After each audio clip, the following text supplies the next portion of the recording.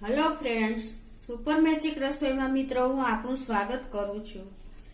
આજે હું ડુંગળીની ચટણીની રેસીપી લઈને આવી છું મિત્રો।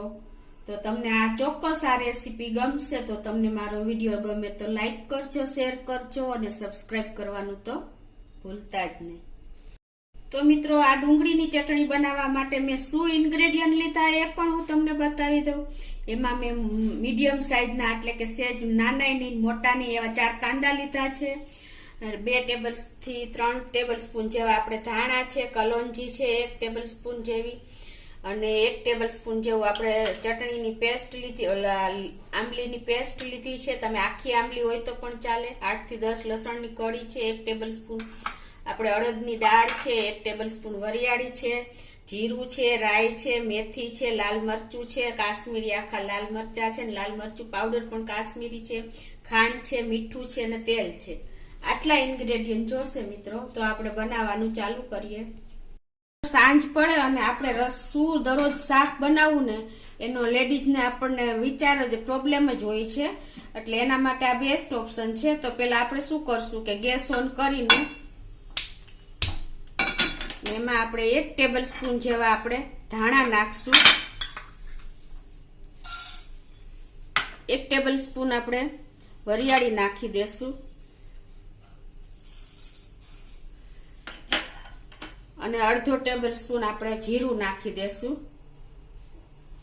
અને હવે આ બધું આપણે મીડિયમ ફ્લેમ ઉપર આપણે રોસ્ટ કરશું। સેજ અમથો કલર ચેન્જ થાય ને એટલું જ આપણે રોસ્ટ કરવાનું છે, બહુ નથી કરવાનું।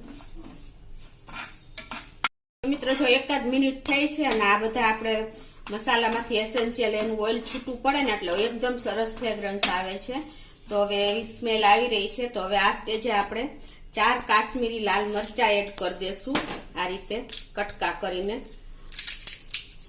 જો તમારે તીખું ખાતા હોય તો તમે રેશમ પટ્ટો પણ એડ કરી શકો છો। તો એને પણ આપણે સ્લો ટુ મીડિયમ ફ્લેમ ઉપર અડધી મિનિટ જેવા શેકી લેશું આ રીતે। મિત્રો આપણા મરચા પણ રોસ્ટ થઈ ગયા છે। તો હવે આ સ્ટેજે આપણે આમથી ચપટી જેટલી આપણે મેથી નાખી દેશું। વધારે મેથી આપણે નથી નાખવાની, એનું કારણ એ છે કે આપણે નહીતર આપણે કડવાશ આવી જાય।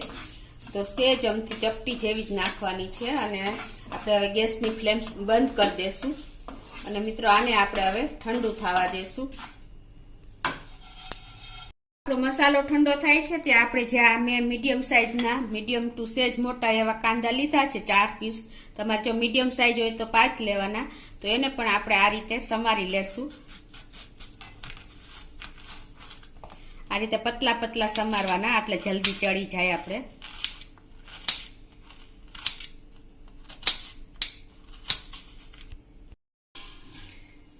તો મિત્રો જો આ રીતે આપણે પાતળા પાતળા કાંદા સમારી લેવાના છે એટલે જલ્દી ચડી જાય।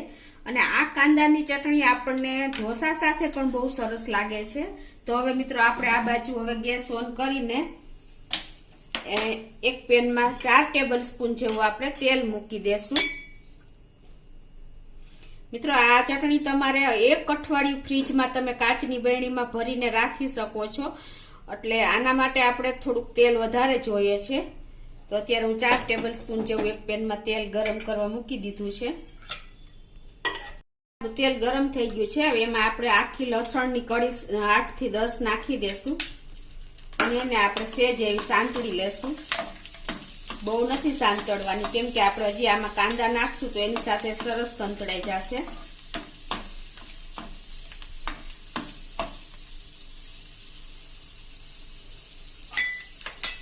હવે આપણે આ સ્ટેજે આ જે કાંદા પાતળા સમાર્યા છે એ એડ કરી દેશું।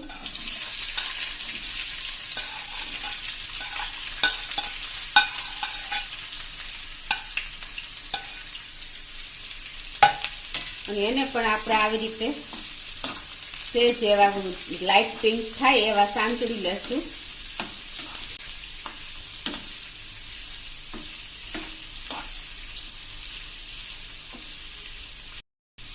હવે મિત્રો આમાં આપણે લસણ થોડું નાખ્યું છે કેમ કે આપણે અત્યારે કાંદાની ચટણી બનાવી રહ્યા છીએ। અને હવે આમાં આપણે આ સ્ટેજે આપણે 1 ટીસ્પૂન જેવું આપણે સોલ્ટ નાખી દેશું ટેસ્ટ એકોર્ડિંગ. એટલે જલ્દી આપણા કાંદા ચડી જાય. હવે આને આપણે થોડાક બ્રાઉન થાય ને ત્યાં સુધી લાઇટ પિંક જેવા થવા દેશું.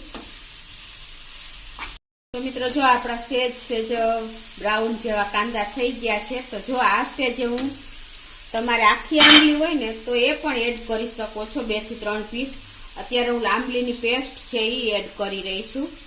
એટલે આખી જો આંબલી તમે નાખી દેશો ને તો પણ ચાલશે, એ કાંદા સાથે સરસ ચડી જશે, કચાશ એની દૂર થઈ જશે. પણ હવે હું અત્યારે કાંદા તૈયારી છે ત્યારે જ હું આ પેસ્ટ એડ કરું છું.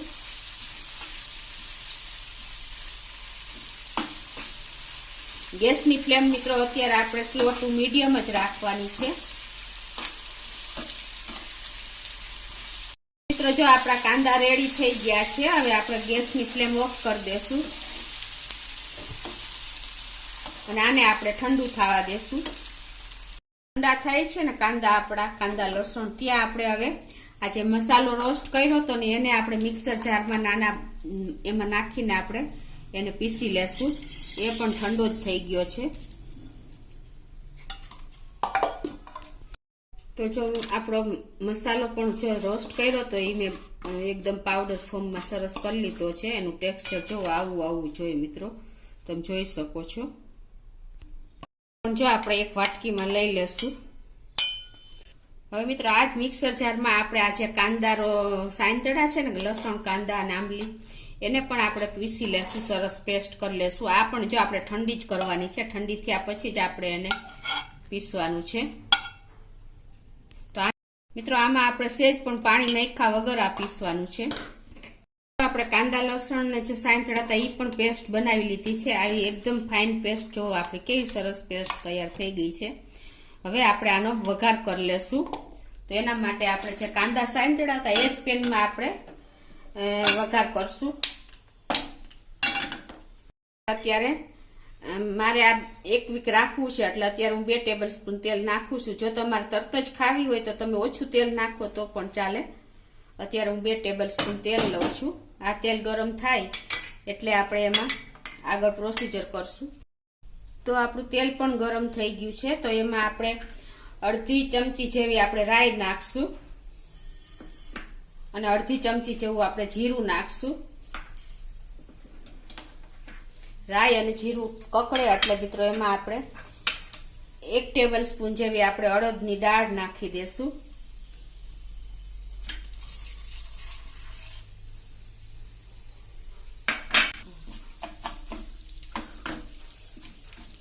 હવે આપણી અડદની દાળ પણ સરસ સંતળાવાની તૈયારી થઈ ગઈ છે. તો આ સ્ટેજે આપણે અડધી ચમચી જેવી આપણે કલોંજીના બી નાખી દેશું, જેને આપણે ડુંગળીના બી કહીએ છીએ.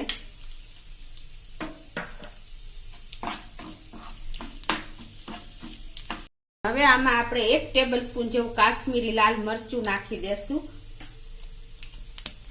અને તરત જ આપણે જે આ પેસ્ટ બનાવી છે મસાલો નો આપણે લાલ મરચું નો દાળ છે એ પહેલા જ આપણે એમાં આ પેસ્ટ પણ એડ કરી દેશું.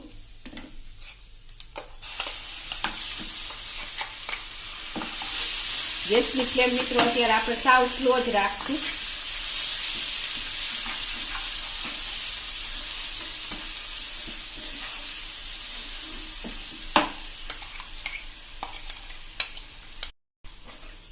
હવે મિત્રો આમાં આપણે જે આ મસાલો બનાવ્યો છે ને એ પણ આપણે 2 ટેબલ સ્પૂન જેવો નાખી દેશું અને આ બીજો મસાલો વધ્યો છે ને મિત્રો એ આપણે તમે શાકમાં પણ ઉપયોગ કરી શકો છો. તો આ રીતે હવે એને આપણે મિક્સ કરી લેશું સરસ મસાલો અને આ બધી પેસ્ટ.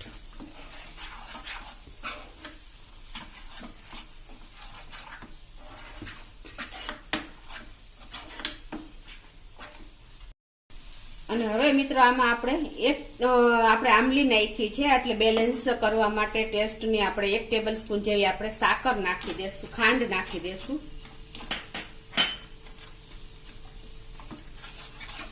અને આ બધું એકદમ આપણે સરસ મિક્સ કરી લેશું 1 મિનિટ. અને હવે એમાં આપણે 2 થી 3 ટેબલ સ્પૂન જેવું આપણે જે આ મિક્સર જારમાં આપણે પેસ્ટ બનાવી હતી ને એમાં જ આપણે પાણી નાખીને આ સ્ટેજે આપણે પાણી નાખી દેશું.